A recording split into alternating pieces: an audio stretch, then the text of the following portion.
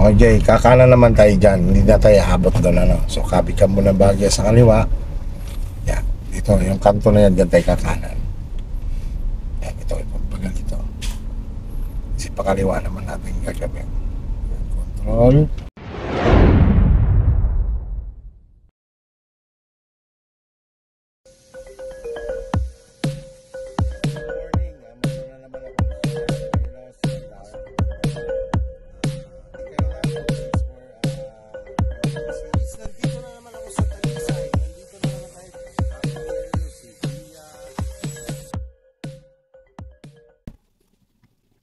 Bitaw-bitaw lang sa brake.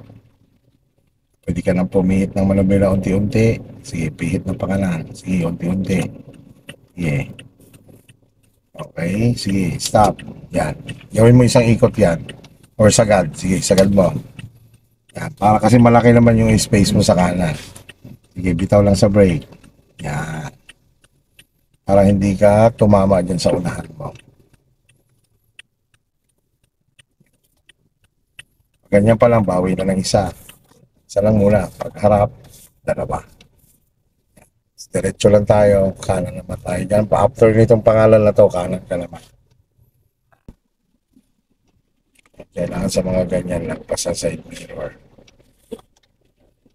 All mo ito dinatamaan. Straight mo manabela mo. Yan. Ganito technique dyan. Kita mo yung tubo. Paglagpas ng side mirror mo dyan, isang ikot. Ang isang ikot ng manubela, Jay, isang ikot. Subukan mo isang ikot. Hindi, isang ikot yan. Sige, isang ikot. Isang baba talaga. Yan ang isang ikot, ha? Tapos pag halimbawa, ang sarili mo na lumagpas dun sa tubo na yon, kahit isagad mo siya. Okay, balik mo sa pakaliwa isang ikot para maging normal ulit siya. Yan. Sige, forward ikaw. Yan. Tama yung side mirror, di ba? Yan, lumagpas.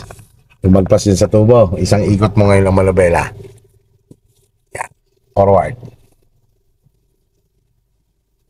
Sige. Okay, so ganito, 'di ba? Isang ikot lang ginawa mo. At the same time, yung ulahan mo kasi maluwag. So hindi mo na siya kailangan isagad. Kasi pumupunta naman siya doon sa direksyon na gusto natin. Sige, bitaw lang sa brake. Yan yung mga situational tapos titingnan lang ang gilid. Pagharap, alam mo isang ikot lang din ang balik. Ikot tayo, diretso. Pagdating sa dulo, Jay, kaliwa naman tayo. No? Ganun pa rin. Lagi tatalawin ang pupuntahan para natatansya. Yan, isang ikot mula. Sige, isang ikot. Gawin mo isang ikot. Yan, hanggang dyan lang mula. Pakikiramdaman mo kung kailangan mo ba bang magdagdag o hindi na. So, hindi na, no? Di ba? Balik lang din isang ikot. Yan. Doon sa dulo, Jay, kaliwa naman tayo. Dito pala ang signal ka. Pagka ganito kasing mabarangay, barangay road, Jay, 30 meters ang pagsisignal. Ganun pa rin ang manabela. Tama na muna. Kasi kapag ganyan, kailangan mo magdagdag pa.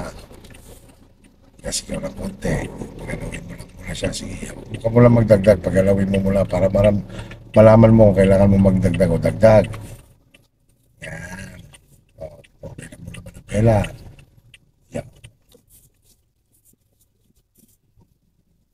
Sa unahan.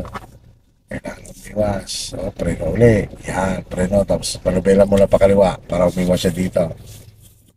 Galaw ulit. Yan. Umarap na siya. Pakalapin mo pa. Okay. Yan. Normal manubela. Okay. Pita ulit. Tingnan mo na ulit. Yan. Adjust. Ikaw na mag-a-adjust. Okay. So diyan. Medyo palusong, di ba? So, alalay ka ng brake dyan kasi may hams. Sa aralin mo, Jay, na yung halimbawa, yung salamin mo ito mapat na sa gilid. Gawin mo kagad doon isang ikot agad ng manubela. Gawin mo sa kanya, pakiramdaman mo kung kailangan mo ba magdagdag o hindi na. Signal ikaw. Masanay ka na lagi sa pagsisignal. Yan, isang ikot. Isang ikot agad gawin mo. Yan, isang ikot lang muna. Tama. Tingnan mo kung kailangan mo ba magdagdag o hindi na. So, hindi na, no? Diba? Yan. Tayo mo na lang ang humarap. Pag-harap, isang ikot lang binabalik. Yan, balik. Ikot. Yan. Sa gas.